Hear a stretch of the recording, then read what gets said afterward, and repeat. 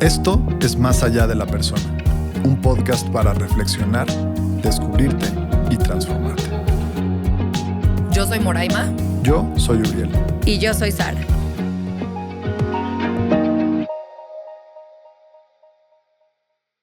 Bueno, les queremos contar que hoy es el último episodio de esta temporada y estamos muy contentos de cerrar con este tema que se me hace extraordinario, que es la violencia, porque es un cierre tan bonito, porque venimos viendo todas las emociones, desde vergüenza, culpa, soledad y todas las que hemos visto, y llegamos hasta esto. Aunque no crean que la violencia es parte de una emoción, es algo que se vuelve el síntoma de estas emociones que no se hablan. Por eso me emociona mucho este episodio y este cierre. Y pues bueno, aquí estamos. A mí más que emoción me da nostalgia saber que estamos cerrando esta temporada, este ciclo. Y bueno, aquí estamos, vamos a darle felices de la vida. Me encanta el tema que trae Sara porque justamente creo que si bien cada vez hay un poco más de conciencia en la sociedad con respecto a la violencia, qué sí es y qué no es, creo que todavía estamos lejos de entenderla. Creo que hay muchísima violencia muy normalizada. Hay mucha violencia que ni siquiera es percibida ni por el violentado ni por el violentador como tal. Entonces está padre que no solo crezcamos en conciencia interna de la mente, de la psique, sino que también crezcamos en conciencia social y en conocernos más a profundidad en acciones, no solo en las emociones. Entonces, venga. Pues bueno, a mí lo primero que me gustaría hacer, que creo que es algo muy valioso que la psicología ha aportado, es la diferenciación entre agresión y violencia. No nos olvidemos, como lo hemos dicho en otros episodios, que muchos son cuestiones semánticas. Si las definiciones no te gustan, le puedes poner otro título a cada definición, ¿no? No es un asunto que sea importante casarse con la correlación específica entre palabra y definición, pero sí es muy valioso el tener este repertorio de definiciones, independientemente de la palabra que le quieras poner. Claro. Como se suele manejar en muchas líneas de psicología, es que la agresión es esa parte natural que todos tenemos, valga la redundancia, agresiva, o que puede ser transgresora o que implica cierto nivel de choque para poder llegar a donde queremos en la vida. Podemos imaginarlo en la naturaleza con mucha facilidad. Para los leones hay mucha agresión en su proceso de alimentarse. Incluso para las gacelas, al tratar de escapar de un chita, pues hay agresión. O en el ser humano, si tienes un objetivo, por ejemplo, un deportista olímpico, pues por supuesto que hay un nivel muy intenso de energía para ganarle a los demás, para conseguir esa chamba que quieres, incluso para cambiar los patrones, para enfrentar tus miedos. En todo ese sentido, la agresión es una energía primordial del ser humano que le ayuda a llegar a sus metas, a conseguir el sustento y a sobrevivir, porque hay una parte inherentemente de tensión y de agresión en toda la naturaleza humana y en la naturaleza en general. Entonces, a todo esto se le llama agresión como un componente de la salud, o más bien dicho, como un componente sano de la psique humana. Y también muy primitivo. Exacto. Pero gracias por ponerlo como algo sano, porque de repente las connotaciones, la semántica, cómo nos comunicamos en el día a día, no tiene un componente sano cuando estamos hablando en lo cotidiano, ¿no? Y cuando describes algo como fue muy agresivo la forma en la que respondió, fue muy agresivo la forma en la que llegó a donde tenía que llegar. Pareciera que socialmente no está bien vista. Exacto. Y como que de repente quieren castigar la agresión, y cuando lo hablamos desde la óptica en la que nosotros estamos profundizando el concepto, tiene un componente muy sano. Tú tienes que tener algo de agresión en tu cuerpo, en tu psique, en tu corazón, en tu alma, para poder matar una vaca y comértela. Para poder arrancar una manzana de un árbol y comértela. Y no nada más estar esperando a ver qué comida te cae del cielo. Entonces, ¿es sana la agresión? Sí. Y otra vez, ¿no? Semántico. O sea, va a haber muchas personas que estén acostumbradas a llamarle agresión a algo que no es sano.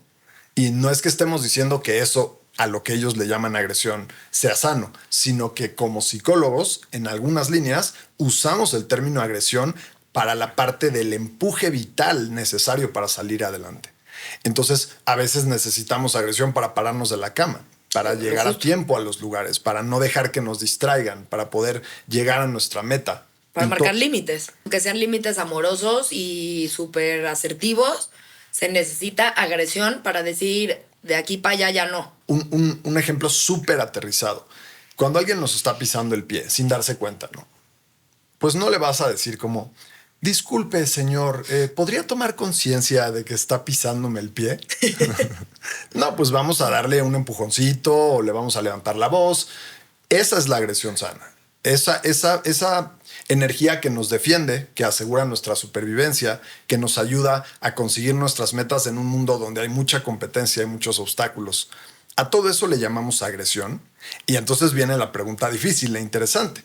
¿Dónde acaba la agresión y empieza la violencia? ¿Cuál sería la definición de violencia entonces? ¿Qué piensan ustedes? Para mí la violencia es o un síntoma de una agresión no consciente. Es decir, yo a veces reprimo o mando a la sombra mis partes agresivas y entonces vienen y se actúan de forma inconsciente, ¿no? Y entonces a lo mejor ya te pasaste de la raya, te está pisando el señor y a lo mejor y te pasas de la raya en la forma en la que le dices, porque no es lo mismo decirle como, oye, ahí te encargo, me estás pisando, a voltear y gritarle, ¿qué te pasa? Eres un pi, pi, pi, pi, ¿no? Me estás pisando. Y el otro, pues, oye, no lo estoy haciendo a propósito. Entonces, yo partiría de que una de las definiciones de violencia es que reprimes la agresión y regresa en forma de violencia, de forma inconsciente, de forma actuada. Pero lo que la hace es más grande. O sea, lo que la haría violencia es que es desproporcionada. Es una respuesta agresiva desproporcionada al contexto de la situación. Para mí violencia es en una frase muy chiquita. Es lo que no se habla, se actúa y se actúa en una forma desproporcionada. O sea, al acto. Al contexto, sí, a la situación. Exacto. Para mí eso es violencia. Para mí sí viene de estas emociones reprimidas, de lo que no se habló, ¿no? Cómo se actúan. Entonces yo me gusta poner este ejemplo, como también lo pongo siempre mucho en las escuelas, ¿no? El niño que siempre es molestado y buleado, ¿no? Lo bulean, y de repente el niño llega y pega. Y te dicen, está suspendido ese niño por violento. No aceptamos violencias en las escuelas porque no aceptamos que pegue. Pero ellos no entienden que la violencia no viene de ese golpe, no empieza ahí, vamos, no empieza en ese momento. Empezó desde que lo empezaron a agredir, aunque no se viera. Y entonces él empieza a reprimir, a comerse todas estas insultos, humillaciones, pues cosas que lo pueden hasta traumar. Y entonces viene esta parte violenta en él, ¿no? Y siento que es, bueno, de hecho es algo que a todos nos puede pasar dependiendo en las circunstancias en donde nos pongan. Pero lo que dices tiene razón, es decir, no, que este niño buleado pegue no es el acto violento. Sí es violento, punto, pero no es el acto violento. El recibir todo el buleo, todas las veces que lo molestan, que si le dicen que sí tonto, que sí feo, que sí bla, bla, bla, bla, bla, él está recibiendo actos violentos, agresivos y violentos.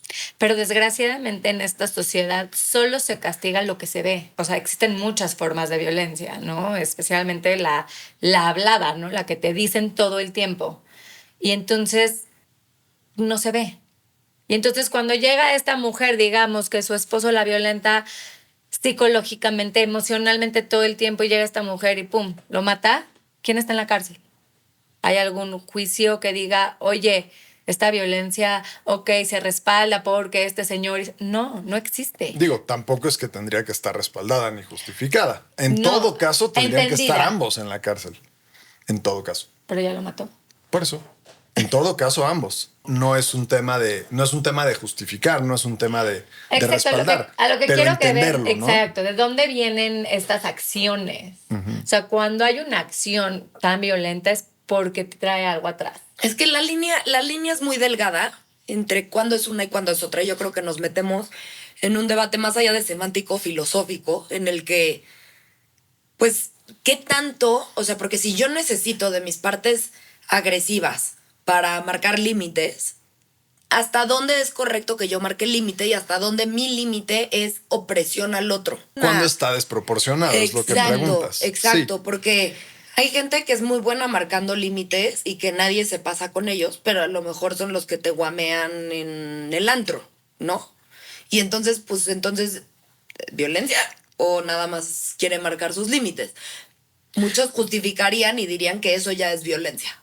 Y yo estoy de acuerdo con eso. Y sí quiero subrayar que en la vida cotidiana muchas veces se le llama agresivo a algo que en estos términos sería violento. Exactamente. No, o sea, eso también hay que tenerlo claro. O sea, muchas veces que alguien dice, oye, eso estuvo muy agresivo, a lo mejor la forma en la que alguien te responde no significa que estuvo bien. No, seguramente sí fue violento.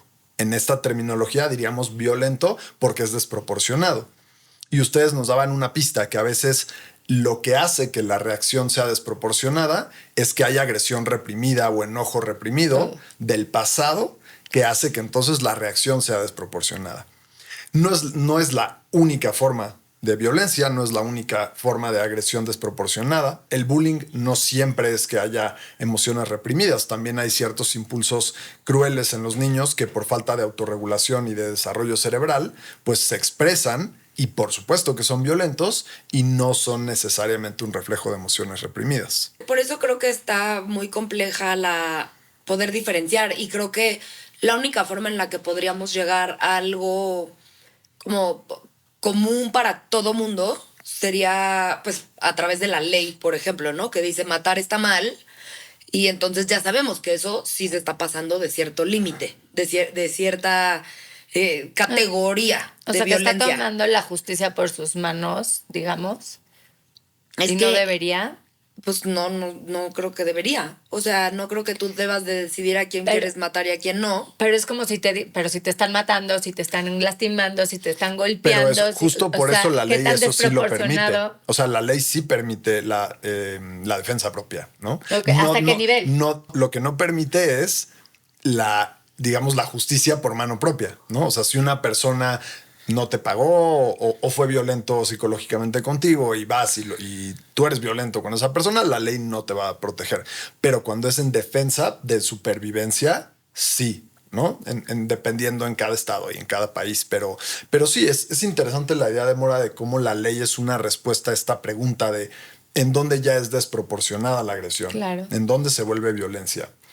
Otra respuesta que creo que a mí me gusta, que viene de la filosofía, es de Schopenhauer y dice que se convierte en maldad, o sea, la satisfacción de mis deseos y el hacer lo que yo quiero se convierte en maldad en el momento en el que transgredo la libertad del otro. Claro. Yo puedo ejercer mi libertad hasta donde yo quiera, pero cuando ese ejercer mi libertad transgrede la tuya, cuando mi deseo transgrede al tuyo o lo imposibilita, ahí es en donde se convierte en violencia. Voy a traer una película que está ahorita en los cines, El juicio de Nuremberg. Está espectacular y habla de eso. Dice, esta guerra empieza con leyes y por eso se hace el juicio de Nuremberg, porque acaba con leyes, porque no podemos permitir nunca que vuelva a suceder lo que sucedió y es a través de leyes, ¿no? Obviamente. O sea, no empezó nunca en los campos de concentración, empezó mucho antes con estas leyes en donde transgredían la libertad de una raza completa. Empezaron así y los judíos no pueden esto y no pueden esto y no pueden esto. Claro, que es un muy buen ejemplo porque si bien tienes razón, Mora, que la ley es una forma de responder a esa pregunta, es una forma que también se puede pervertir, se puede mal usar. Claro. No, claro. Entonces no es suficiente, ¿no? Es una más de las respuestas. Y además yo creo que todo lo que ha sido creado por el ser humano se puede pervertir y siempre va a tener matices y visiones y versiones. Entonces, pensamos filosóficamente, sí, el respeto al derecho ajeno es la paz, ¿no?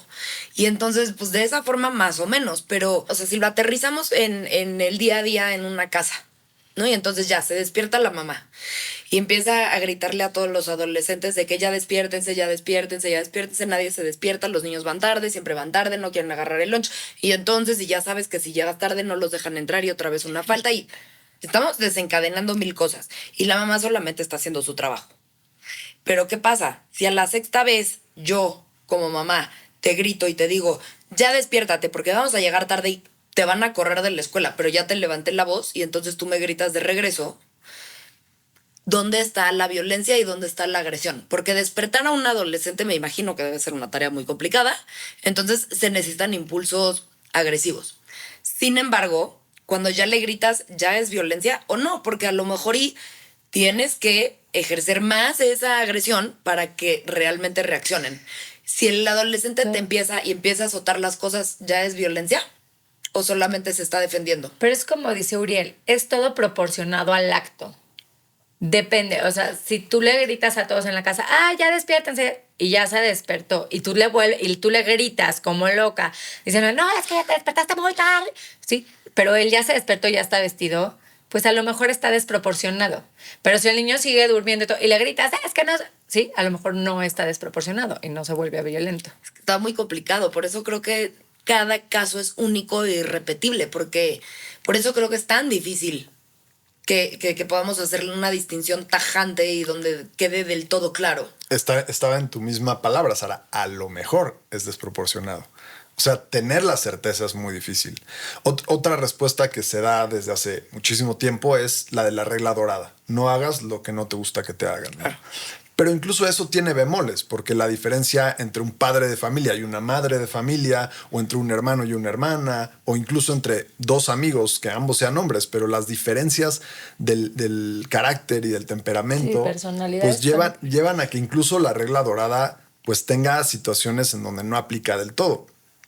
Ahora, para no irnos demasiado en esta dirección, que es una dirección sin duda interminable, creo que la puedo redondear añadiendo que de eso se ocupa la ética y que la ética no es una rama filosófica que llegue a una conclusión definitiva, sino que es una rama de la filosofía que siempre está en constante revisión. Es un conocimiento perfectible. Es decir, la respuesta a esta gran pregunta, en dónde acaba la agresión, en dónde acaba lo válido y empieza la violencia o lo inválido, es una pregunta que durante la vida siempre vamos a estar revisando y profundizando en ella. Y es hasta cierto punto personal, es esa búsqueda de lo ético que cada uno de nosotros tiene. Insisto, creo que vale la pena redondearlo ahí para no avanzar demasiado en una dirección en la que no vamos a llegar a un punto final y rescatar que lo valioso está en saber esa diferencia. Cuando yo estoy actuando por mi supervivencia o para conseguir mis metas, evitando dañar a los demás, pero reconociendo que hay cierto nivel de agresión necesario, pues estoy ahí, en la salud psicológica, en la agresión necesaria para salir adelante. Y cuando estoy transgrediendo a la otra persona, dañándola, cuando estoy siendo desproporcionado, cuando estoy reflejando lo que traigo reprimido en el inconsciente y lastimando al otro, entonces estoy rayando en la violencia. Y se me hace complicadísimo porque estoy de acuerdo con todo lo que acabas de decir. Sin embargo, no sé si a ustedes les ha pasado, pero cuando te encuentras una persona que es violenta en la calle, conocido, no conocido, lo que sea, y le dices, tú marcas un límite de forma asertiva, sin violencia, y dices, a mí no me hables así de fuerte, a mí no me gusta que me hablen así, oye, espérate, bájale tantito. Normalmente, valga la redundancia, lo tienen tan normalizado que no se dan cuenta que están siendo violentos. No, o sea, la persona violenta, a menos de que se haya exacerbado, no lo puede percibir como violento, lo vive como lo natural y lo normal. Como es normal gritarle grosería, inserta grosería 1, 2, 3, en el tráfico al coche de al lado. No. ¿Es normal o no es normal? No le estás haciendo daño. O sea, es violento porque sí creo que es una reacción desmedida. Si te asustas muchísimo porque se te cierra alguien y sientes que estuviste a punto de perder la vida, quizás no es desmedido gritar. Pero si alguien nada más se cierra y si alguien está manejando más lentito porque viene más distraído y no tiene tanta prisa como tú, ¿qué tanto entonces? O sea, yo veo mucho que no se diferencia ni la agresión ni la violencia, pero más allá de eso, creo que ni siquiera nos damos cuenta en la sociedad hoy en día de que podemos llegar a ser muy agresivos. Ni violentos. Siquiera y agresivos. O sea, ambas. Pero... Y normalizado. Exacto, que está normalizado. Porque a lo mejor y es violento solamente si le cae a la otra persona. Pero si tú vienes en el coche y estás grite y grite y grite, insultos tras insultos tras insultos, a lo mejor y no le está cayendo a nadie porque nadie se da cuenta de lo que tú estás haciendo. Te está cayendo a ti. O sea, las reacciones desproporcionadas no nada más afectan al otro. No, también afectan a uno. Sí. Pero a lo que voy es, no estás siendo violento contra las otras personas, solamente lo estás gritando tú en el coche. Estás siendo violento en ti mismo, en tu conducta, ¿no? Más allá de que no la ejerzas en contra de alguien más. A lo que me refiero es que esta persona Sí, que es no difícil se va a darnos dar cuenta. cuenta. Exacto. Sí, y hay algo también muy valioso en lo que dices, porque esa distinción entre lo aceptable y lo inaceptable es siempre una construcción social. No es algo que uno puede arbitrariamente decir, pues a mí me parece natural y se acabó. Y esto vale la pena recordarlo especialmente en la pareja. No porque yo esté convencido de que mi forma de actuar no es violenta y solo es válida y agresiva, no por eso ahí acaba la discusión. Dado que estoy en una pareja, o en una familia, o en un grupo, siempre lo válido y lo inválido se construye a través de acuerdos y a través del diálogo. Es algo que es inherentemente intersubjetivo, interindividual. No es algo que uno solito por sus pistolas marca en donde cree que vaya y lo deja. Ese es un gran tip, lo que acabas de decir. Creo que cada familia, cada pareja, cada grupo social incluso, tiene sus propias reglas y se vale el voltear y decir, oye, ya no me está gustando jugar con estas reglas. ¿Qué tal si cambiamos las reglas? Y definir si quieres seguir siendo parte de el grupo que sea que estemos hablando, porque es tan ambiguo, tan difícil que las reglas van cambiando conforme vamos cambiando los humanos. Sí, y considero que la violencia también tiene otros dos factores muy importantes que no los quiero dejar de mencionar, porque por esto muchas veces la gente no actúa. Y uno es el miedo, ¿no? Miedo a, pues, a estar solo, miedo a qué me va a pasar, miedo a que me van a pegar, miedo a la reacción del otro. Y el otro factor es esta parte en donde cuando se vuelven violentos contigo, cómo tú vas perdiendo tu propia identidad, cómo te van manipulando y entonces tú ya no sabes en dónde estás parada. Y entonces te van quitando todo eso que tú conoces de ti, toda tu autoestima, toda esa fuerza que tienes y entonces el otro, o sea, dejas un camino muy abierto a que el otro pueda pisarte, o sea, transgredirte muy fácilmente y manipularte. ¿Me podrías explicar un poco más, Sara, ese primer punto? ¿Cómo vinculas el miedo a la violencia? No al que está violentando, sino al que está siendo violentado. ¿Cómo permites tú ser violentado? Cuando la gente o sea, cuando él, ella o la persona te está diciendo que no vales nada, te van quitando esas capas de tu autoestima poco a poco. O sea, no es de un día al otro. Primero te dicen, no vales, te hacen sentir insuficiente, oye, ¿cómo hiciste eso? Todo lo haces mal. Te van quitando esas partes de tu identidad. Poco a poco, es como cuando se fueron al campo de concentración. ¿Cómo pudo pasar esa cosa? O sea, ¿cómo pudo pasar ese genocidio? Poco a poco te van despojando Estás de un tus poco cosas. hablando como de la violencia encubierta y el efecto psicológico que tiene en el que la recibe. Exactamente. Que poco a poco lo va desplazando a un lugar donde está más desempoderado, se siente menos valioso, pero como es encubierto, inconsciente y paulatino, no hay conciencia plena de lo que está sucediendo. Es correcto. Y entonces es más fácil para el violentador ser violento con esa persona que se deja. ¿Y el miedo en qué momento entra en juego? El miedo a no saber ni siquiera quién eres, en dónde estás parado, qué va a pasar sin esa persona que te está violentando, porque al final es lo que hablamos en el episodio pasado. Prefiero lo conocido malo que brincar al vacío y no saber a dónde voy. Uno de los lugares a donde ser violentados nos puede llevar es un lugar en el que estamos paralizados por el miedo y nos da miedo hacer frente a esa violencia, intentar detenerla, señalarla. No creo que sea en todos los casos algo que suceda, porque hay veces en donde no puede prácticamente hacerse nada frente a la violencia, cuando es muy asimétrica la relación de poder, pero en la vida cotidiana hay una enorme cantidad de situaciones y de casos donde sí podría hacerse algo, y es cierto, el miedo puede estar paralizando o la violencia puede haberse ido instaurando en la dinámica relacional de una forma tan paulatina y encubierta que no se toma la suficiente conciencia para poder actuar. Entonces, para tratar de aterrizar esto que estamos platicando, hablaríamos de que cuando en un vínculo, no importa qué tipo de relación, pero en algún tipo de círculo social o un vínculo, se ejerce violencia una persona sobre la otra, vamos a decir, entonces es, a ver si les entendí, un poco la intención de aplastar de cierta forma a la otra persona y le vas también restando poder algo así. O sea, como que no entendí esto que están mencionando ahorita de... Pues que la violencia en parte tiene el efecto de permitir más violencia. Correcto.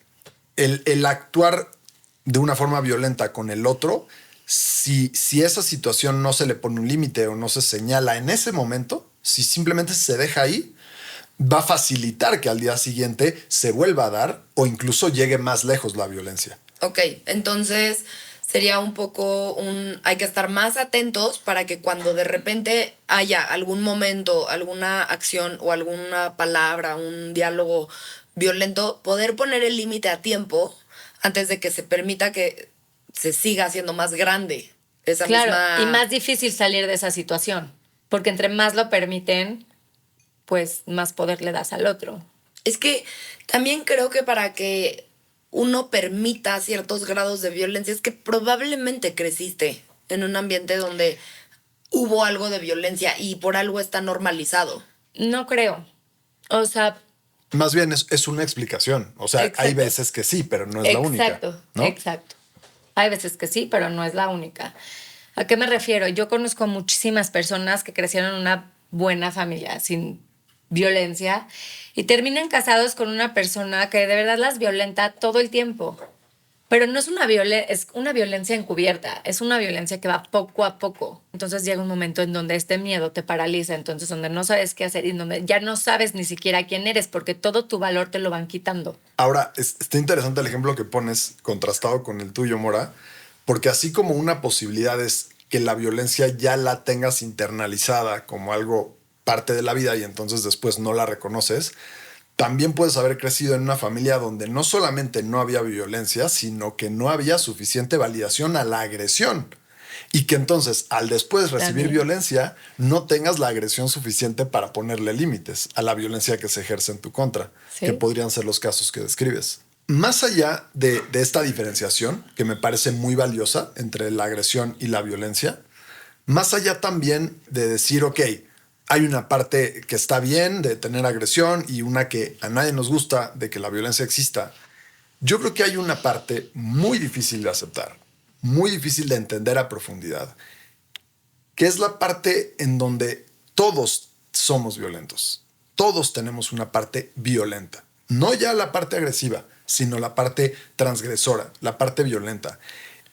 Y reconocer eso es un paso crucial para poderle hacer frente a la violencia. Porque digamos que la alternativa es vivirla siempre proyectada. Y entonces nos volvemos este tipo de personas que odian la violencia, hacen mil y un cosas en contra de la violencia, pero cualquiera con dos dedos de frente se puede dar cuenta de que lo hacen de una forma muy violenta. Está padre lo que mencionas, porque además creo que en este podcast siempre hablamos mucho del inconsciente y le apostamos a que todo aquello que estamos rechazando de nosotros mismos lo estamos queriendo meter en la sombra o está ya naturalmente en la sombra. Y entonces eso lo que significa es que va a terminar saliendo de una forma que no es consciente, que no es como por voluntad propia. Y entonces podemos actuar más la violencia, ¿no? Y entonces me peleo contra aquellos que yo considero violentos, pero entonces quizás termino siendo mucho más violento, ¿no? O ejerzo más control. Y además a mí hay una cosa que me parece impactante del ser humano, que Freud lo decía, ¿no? La depresión es violencia volcada contra uno mismo. Si pensamos en culturas muy perfeccionistas, donde pareciera que hacia afuera no hay violencia porque no hay crimen, no hay tanto crimen, no hay tantos problemas sociales, pero entonces los índices de suicidio terminan siendo bastante más altos. Dale, los japoneses. Claro, porque entonces la violencia, que es nata, natural, normal en el ser humano, aunque no sea sana, porque no agresión, ¿no? O sea, estamos Exacto. hablando de violencia, pero Exacto. que siempre está. Exacto, pero siempre está. Entonces, o se vuelca afuera o se vuelca para adentro. Si no la hacemos consciente, va a actuar. Y ahí es donde está la cuestión muy interesante, porque uno diría, ay, qué padre vivir en países como Japón o ciertos lugares que tienen estos constructos en donde se respeta mucho al de al lado, se respeta tanto incluso que prefiero joderme yo antes que lastimar, molestar o incomodar en lo más mínimo al otro. Claro. ¿No? ¿Qué está bien o qué está mal? No sé, no creo que sea una cuestión de qué está bien o qué está mal, sino de hasta dónde nos lleva. Exacto, es un buen ejemplo de lo que sucede al no tomar conciencia de la violencia. Exacto, porque podríamos pensar en otros tipos de cultura en donde se concientice esto y entonces, no sé, voy a inventar. Digas, yo me puedo dar cuenta que soy mucho más violento y más agresivo que a lo mejor mis otros 5 amigos. ¿Sabes qué? Me voy a meter a jugar fútbol americano y voy a sacar ahí toda mi violencia. Y entonces soy buenísimo tacleando. Eso sería integrarla. Integrarla, aceptarla. Sublimarla. Claro, exacto. Sí, exacto. sublimarla, integrarla, usarla a tu favor, ¿no? O decir, voy a ser un cirujano plástico. Y entonces todos mis impulsos agresivos los puedo utilizar en cómo quiero abrir un cuerpo, ¿no? Sí. Entonces también, es decir, nada es malo nada más porque sí es malo. Más bien, cómo lo usamos y lo podemos usar a nuestro favor o nos puede jugar en nuestro contra si no lo queremos concientizar. Sí, yo quiero subrayar ese caso en donde está proyectada afuera la violencia, que sucede tanto hoy en día con los temas políticamente incorrectos. O sea, cómo cuando una persona detecta en otra que piensan diferente, llegan a decir, no sé, voy a poner el caso específico de J.K. Rowling, la escritora de Harry Potter, que empezó a abogar por un pensamiento que va en sentido opuesto a la ideología trans. Y muy rápido empezó a recibir amenazas de muerte. Jesús. O sea, ¿en qué momento uno puede pensar que es un activista, que es altruista, que tiene valores superiores a cualquier otra persona si está cayendo en hacer amenazas de muerte? Es como, me parece verdaderamente irónico cómo en esa pasión por el activismo y por ser mejores personas y por pretender que los demás también lo sean, de pronto hay una regresión a conductas completamente violentas, donde ya se perdió todo valor, todo altruismo, todo tinte o todo dejo de evolución humana, ¿no? Claro. Entonces, pues esa me parece un ejemplo muy vívido y muy actual de cómo la violencia, si no la reconocemos en nosotros mismos, la actuamos. Creo que en general en este podcast siempre le apostamos a que todo aquello que no concienticemos se apodera un poco de nosotros, ¿no? Y me parece que la violencia es alguna de esas cosas que es muy importante volver a hacer como un examen personal y darnos cuenta, porque se los juro que la gente más violenta que conozco, no se dan cuenta que lo son. Claro. No lo saben, lo ven normal. Yo no sé si está bien o está mal porque no me importa hacer ese juicio de valor, pero creo que a veces contestarle muy feo a tu pareja, ¿no? Voltear y decirle a alguien como, pues, ¿qué no piensas o qué? Por ejemplo. Y este tipo de frases, pues, sí terminan destruyendo tus relaciones, tus vínculos y a la gente que más cerca y más quieres, o sea, la gente que más cerca tienes y a la gente que más quieres, terminas por lastimarlos porque es un poco lo que mencionaban ahorita ustedes, ¿no? Terminan robándole pues su valor, su autoestima, etcétera. Y pues si no quisieras a la persona, no me parece bien, pero bueno, lo medio entiendo. Pero cuando neta quieres a esa gente, cuando son tus hijos, cuando son tus papás, cuando son tus hermanos, cuando es tu pareja, cuando es tu matrimonio, que llevas años con esa persona, pues no manches, es muy duro darte cuenta que le estás haciendo daño a las otras personas. Y entiendo que por eso no lo quieran concientizar, pero por eso es lo más importante. También hay mucha ganancia secundaria cuando una persona es violenta y eso es que tienen el control y no lo saben soltar.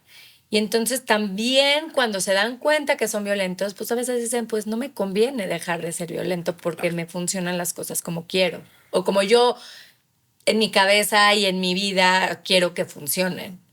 Sí. Sí, por eso también hay muchísimos tipos de violencia. La económica, esa es una violencia, o sea, súper de control. O sea, la psicológica, toda la emocional, hay muchísimas. Sí, y además, tú decías, Mora, que lo puedes entender más cuando ejercen violencia contra personas que no quieren. Pero en psicología también sabemos que la forma en la que tratamos a los demás, de alguna o de otra manera, es la forma en la que nos tratamos a nosotros mismos. Claro.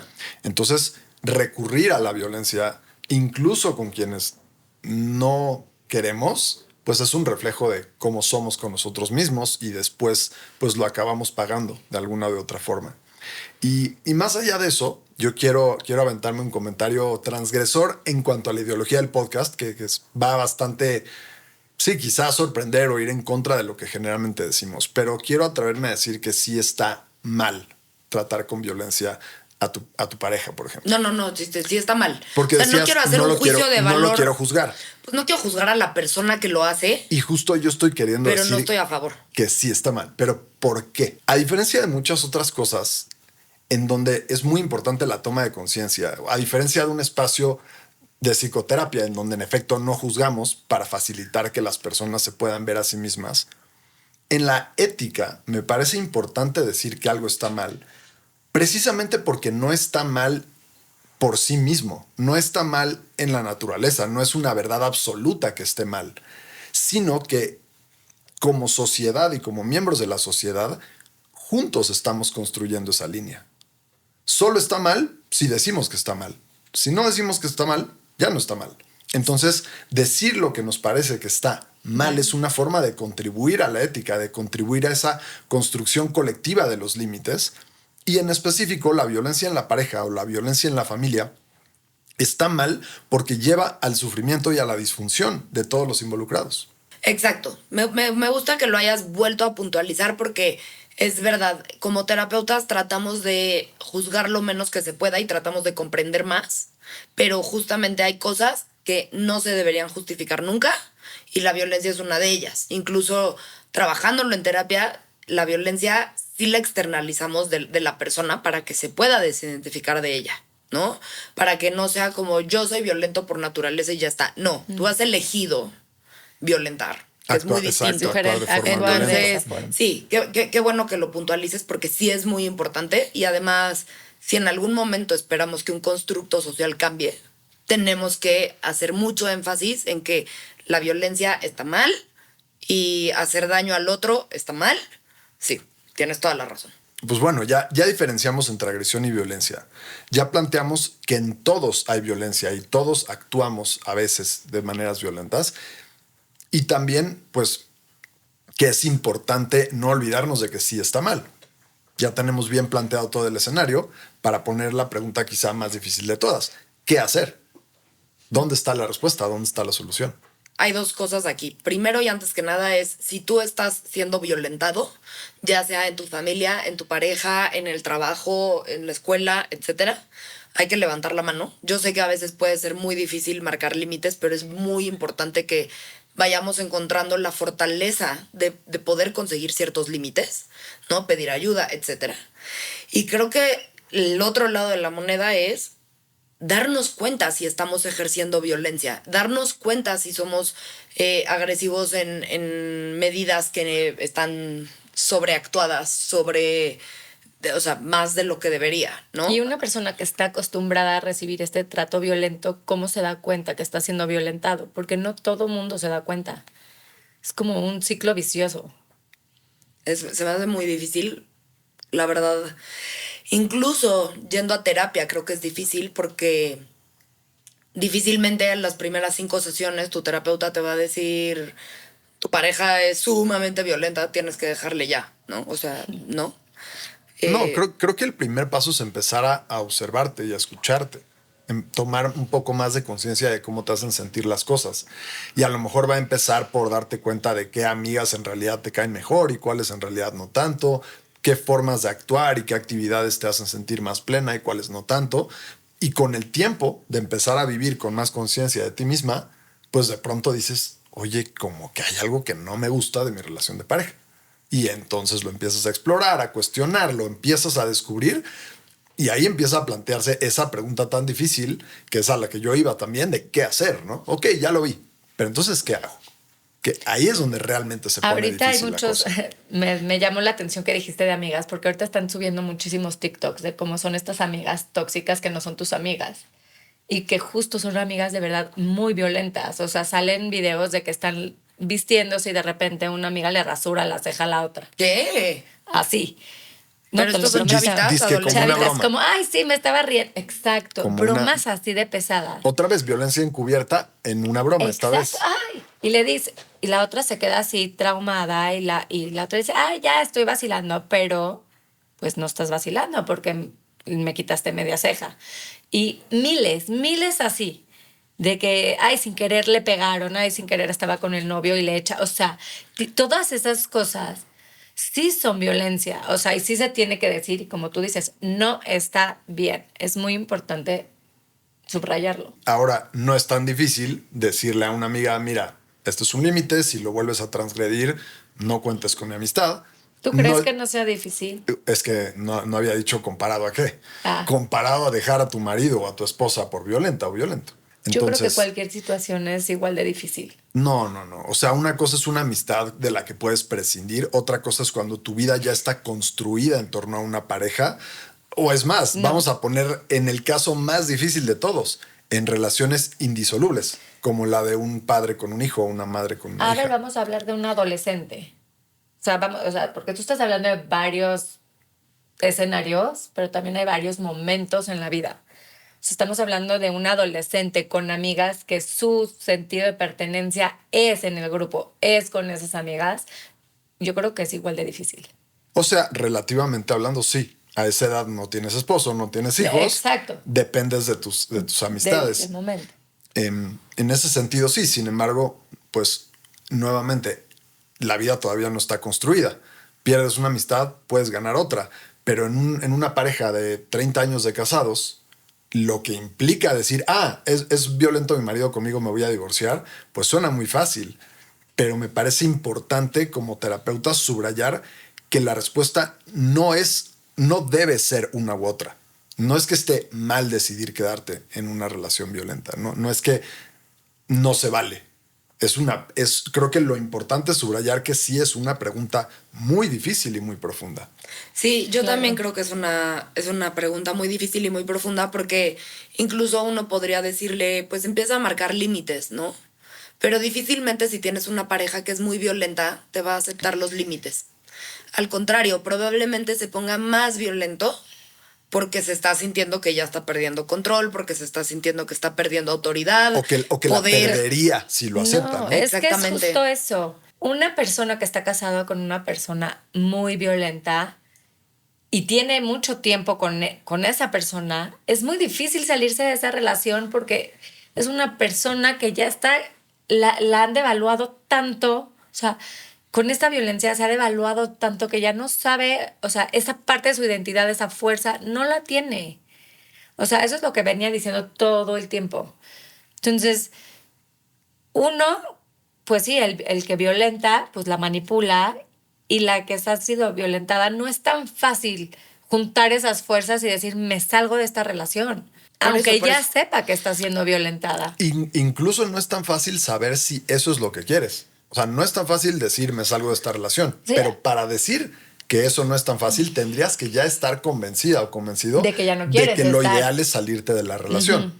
Entonces, tratando de sintetizar esa pregunta junto con otras preguntas en esa misma línea, creo que es ¿qué hago frente a la violencia? No solamente la de mi esposo o la de mi pareja, sino la de mí mismo. ¿Qué hago con la violencia? Y ahí es donde está esa pregunta que me parece tan difícil y donde me parece muy valioso recurrir nuevamente a Jung para buscar la respuesta. Y es que justamente la respuesta está en sostener la tensión de la pregunta. No sé qué hacer con mi violencia. Ya la identifiqué, pero sé que si la suelto, pierdo control. Si la suelto, no me sé relacionar. Es algo que me da ganancias secundarias. Y sin embargo, sé que está mal. Entonces, ¿qué hago? Esa pregunta es muy incómoda. Quedarme parado en esa pregunta es muy difícil, tiene mucha tensión. Y parte del legado de Jung está en que la respuesta es simplemente sostener esa tensión, esa incomodidad. Y poco a poco la psique va formulando en relación con el inconsciente una respuesta única, individual. Entonces puede ser quedarme en ese matrimonio, puede ser salirme de ese matrimonio, puede ser aprender a relacionarme de otra forma, puede ser algo paulatino, puedo descubrir de pronto una alternativa, pero me parece importante recordar que no hay una respuesta fácil. Porque si creemos que hay una respuesta fácil, pues entonces es muy fácil llegar con el otro y decirle, es que estás mal porque y ya dejo de ver mi propia violencia, la empiezo a proyectar. Y ahí está, creo, el meollo del asunto. Y qué lindo eso, ¿no? Qué lindo el darnos cuenta, a pesar de lo doloroso, lo difícil, lo prácticamente imposible que a veces pensemos que pudiera hacer creer esto. Pero cuando yo permito que la persona de enfrente sea violento conmigo, yo también estoy siendo violenta conmigo. Y creo que ahí está. Porque no es fácil ponerle límites a los demás, por supuesto que no. O sea, yo entiendo que no, eso no es fácil. Pero tampoco es fácil permitir que el de enfrente sea violento conmigo. Entonces, ¿cuál difícil quiero? Exacto, O ¿qué sea, reto prefieres? ¿A cuál? Sí, decisiones. Exacto. Son ¿Qué reto decisiones, prefiero? igual son. Y creo que, o sea, yo entiendo que vivimos en un país con mucha violencia, especialmente mucha violencia contra la mujer. Yo no justifico la violencia del hombre contra la mujer, no me considero súper ultra feminista, pero pues sí entiendo que los constructos sociales de nuestro país están cimentados en un machismo muy, muy complicado. Y bueno, ojalá que poco a poco nuestro constructo vaya cambiando. Sin embargo, lo poquito que creo que podemos hacer también es ir reconociendo cuando yo también estoy siendo violenta conmigo. Cuando yo no le pongo un límite a la persona que está enfrente, yo estoy promoviendo su violencia. Entonces, no significa que esté bien todo lo demás, no para nada. Pero creo que es un granito más de arena y sí siento que es muy importante. Y yo entiendo de verdad que es muy difícil cambiar y yo entiendo que es muy difícil poner los límites y que cuando el agresor o el violentador es muy grande como la violencia emocional que ejerce, es más difícil empezar desde abajo, en el empezar en los pequeños límites, pero de que se puede, se puede. Y eso es lo que como que estoy buscando con este mensaje, alentar a que a pesar de buscar la justicia afuera, también empecemos por buscarla dentro de nosotros y empezar a propiciarla nosotros mismos. Me gusta mucho y además es una mirada muy psicológica que aporta mucho y que muchas veces no es la dirección más común o que más suele ocurrírsele a las personas de tomar en cuenta. Así que coincido. Y también quiero subrayar el hecho de mantener abierta la pregunta. Porque este tema de sostener la tensión de la pregunta, de sostener la incomodidad de qué hacer entre mi violencia y mis ganas de dejar de ser violento, una forma muy aterrizada de llevárnoslo como una conclusión es el hecho de mantener las preguntas abiertas. En redes sociales es muy común encontrar discursos que parecieran completos, ¿no? La fórmula para tal y tal es esta y esta otra, o si alguien es así está mal por esto y por esto, estos son los síntomas de la gente violenta y lo que hay que hacer es esto y lo otro, pero muchas veces, muy pocas veces se reconoce que las respuestas nunca están completas. Entonces, dejar abiertas las preguntas me parece muy importante, incluso frente a un insight. Incluso cuando encontramos una forma nueva de responder que nos gusta más y cambiamos como personas, pues no poner puntos finales, dejar abiertas las preguntas y seguir buscando, me parece que es también muy relevante y muy significativo. Sí, 100%. ¿Qué tema realmente tan significativo, tan fuerte, tan valioso de explorar y que, como lo hemos estado diciendo, pues no pone puntos finales tampoco. Pues esperamos que les haya gustado el episodio, que se queden con respuestas y también con preguntas abiertas. Si quieren seguirnos, pueden seguirnos en @masallá_de la persona en Instagram y en TikTok. Nos pueden escuchar en Spotify y vernos en YouTube.